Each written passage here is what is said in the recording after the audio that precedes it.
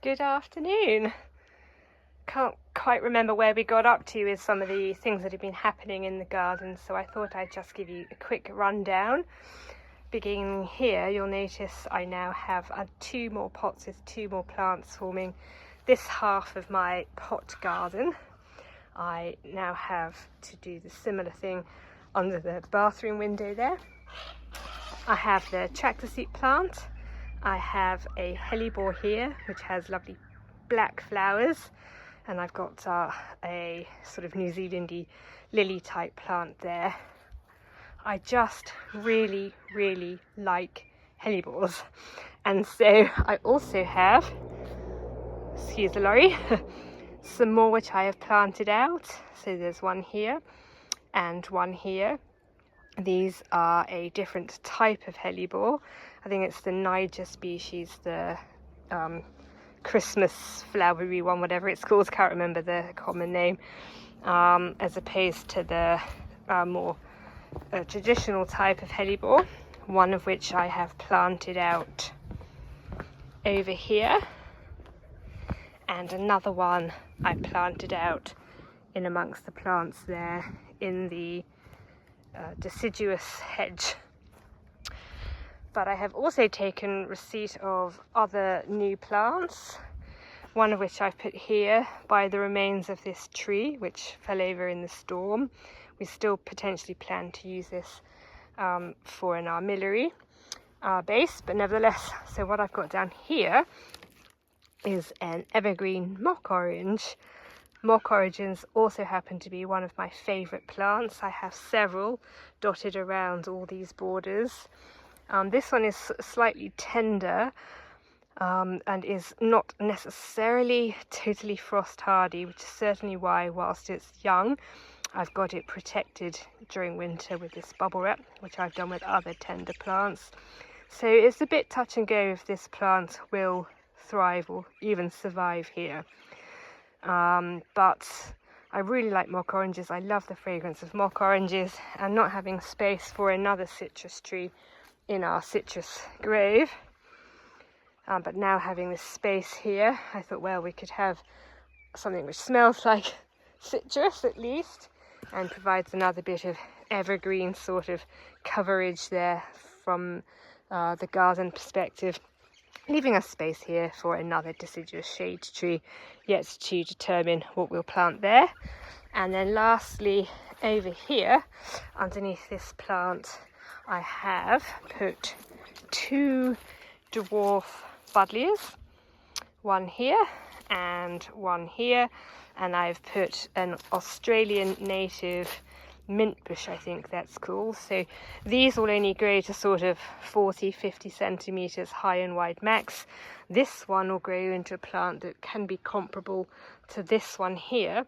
So I thought that would be quite nice to fill this space and to abut alongside the kitchen garden area and provide a nice bit of fragrance as we're going in and out of the house. I will also quickly show you back round the other side. I've made preparations for removing this fig tree, so I've cut it right back. We potentially have a home for it if we can get it out, so we will try to lift it and save it, but if not, not to worry. It's not so much that I don't like fig trees, but just we never ever are going to get any fruit off of it. I don't like how close it is to this peach tree. Well, not quite. I don't like how close it is to this greengage tree. And then I've also taken back the other stone fruit tree here, which had basically died and was getting swamped by this plant. So we'll lift that up. And I have already bought, although yet to be shipped because it's coming bare rooted at a certain time, a plant to replace the trees here. So that'll grow up and fill that space and be very attractive. So losing 2, replacing it with 1. Anyway, lots of newness happening in the garden that I'm very pleased with. I may need to take a bit of a break with all of this for a while, as I try to focus on other tasks. But yeah, I thought I'd just give you a quick update about what's been happening in the garden the last few weeks. We have a tame pair of magpies here. At least one of them is tame. Hello.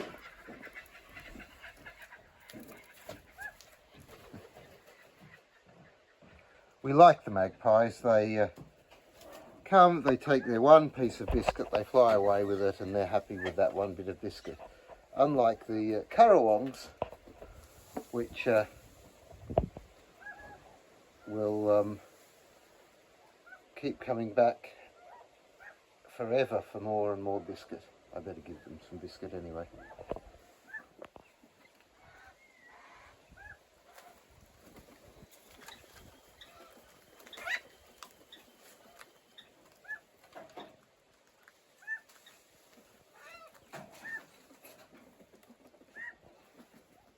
After having spoken about it at quite some length recently, I thought I'd show you some of our established hellebores. Unfortunately, the flowers are prone to being bitten off by, I think, bowerbirds, but these ones are starting to bloom.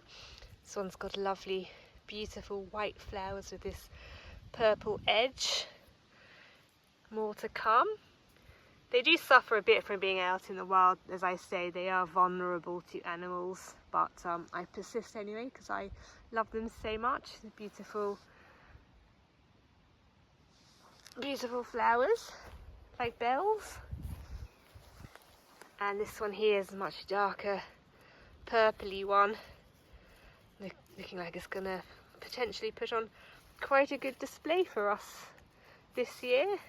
As I say, these flowers are still pretty small, but they will open up and hopefully put on quite a good show. We do have more down here. This one's looking quite nice. Again, sort of quite tightly formed flowers at the moment. And then these two are not doing quite so well. But you know, they sort of come and go a bit. This one may have had it, and this one looks like it has had it too. Anyway, I suppose 385 ain't bad, and now I have the option to replace these with 2 new ones as well. So it's not all bad. Anyway, it's nice to see that, even if we can expect a certain amount of attrition in terms of the flowers being bitten off, courtesy of the local wildlife. Actually, speaking of which, my war with the wombat is ongoing. As you can see, it came along last night and breached the defences, as it were. It actually got in a gap here. I've moved this rock over a bit. I pulled the fence down, put the little pegs back in place, and I'm going to go and try and find another couple of rocks. But it's looking like we're going to be working our way all the way along as it tries to get in to the garden to eat who knows what. But as mentioned previously, I don't especially mind the wombat as such, although I do think it has much to bit on some of the tops of some of the daffodils and some of the ornamental grasses. They do like tough grassy plants. Anyway, I don't necessarily mind the wombat in the garden, but what I don't like is that it leaves gaps in the fence which then allow other animals in, particularly the wallabies, and they do just eat everything. So the wombat flap is still on the cards, but for the time being I'm just going to have to continue having this war with it until a better solution can be found. As well as the hellebores, quite a lot of the jonquils are coming out, which are lovely. Got some in the house. They just got such a stunning fragrance which fills the house. And then I've got some lovely snowdrops. They're beautiful flowers, like tiny little white bells.